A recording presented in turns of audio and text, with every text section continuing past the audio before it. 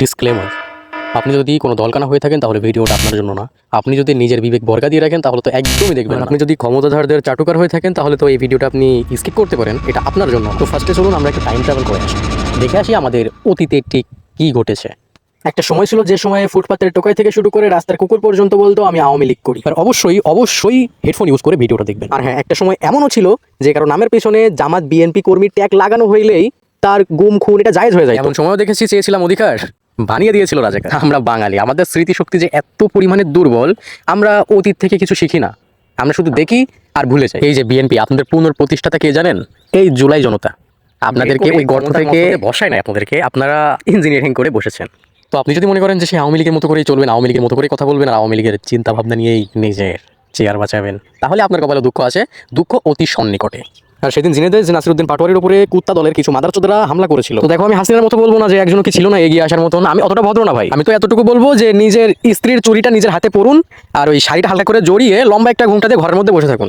আমার মনে হয় জিনেদার লোকেরা টাইম ট্রাভেল করেছে, ওরা গণ অভ্যন্থান দেখেনি, ওরা দেখেনি কিভাবে কুত্তা লীগের পোলাপাইনদেরকে চুদেছিল জনতা। ওই সময় 20টা ঘর থেকে 20 জন পুরুষ যদি লাঠি হাতে নিয়ে ওইখানে নাসিরউদ্দিন পাটোয়ারিরে প্রোটেক্ট করার জন্য দাঁড়াইতো, আমার মনে হয় না যে নেক্সট টাইম কোনো দলীয় মাথারচোদ এইসব চিন্তাধারা মাথায় আনতো। আর হ্যাঁ, যদি নাসিরউদ্দিন পাটোয়ারির ওই দিন ওই জায়গায় কিছু একটা হয়ে যাইতো, জিনেদার লোক ক্ষমা করতে পারতেন কি নিজেদেরকে?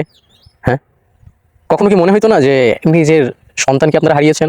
মনে হতো না এটা? একটা কথা সবসময় মাথায় রাখবেন, আমরা যদি প্রতিবাদ করতে ভুলে যাই তাহলে তারা আরো হিংস্র হয়ে উঠবে, হয়তো আওয়ামী লীগের মতো হবে, না হলে আওয়ামী লীগের চাইতেও হিংস্র। আর মাননীয় স্বরাষ্ট্রমন্ত্রী সালাউদ্দিন সাহেব, আপনাকে একটি বিষয় আমি অবগত করছি, আপনি যে পাটোয়ারির পেছনে উংলি করার চিন্তা ভাবনা করতেছেন না, আসলে এই পাটোয়ারি না, আপনি যতটা ওরে দেখছেন আপনি কিছু দেখেন নাই, ওর কোনো রূপই আপনারা দেখায় নাই।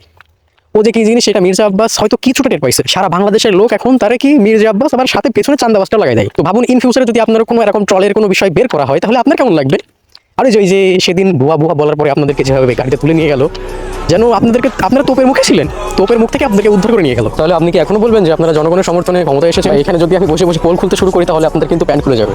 তো যাই হোক, ক্ষমতার মসনদে বসেছেন আপনারা, এর আগে যা করেছেন তা জনতা মাফ করে দিয়েছে, কিন্তু এখন আপনারা যেভাবে চলতেছেন জনগণ কিন্তু অসন্তুষ্ট।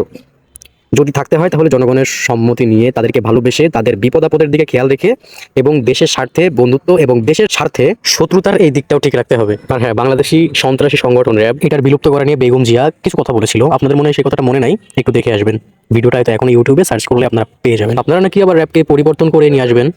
তো একটা কথা বলি, ওয়ান্স এ মাদারচোদ অলওয়েজ মাদারচোদ।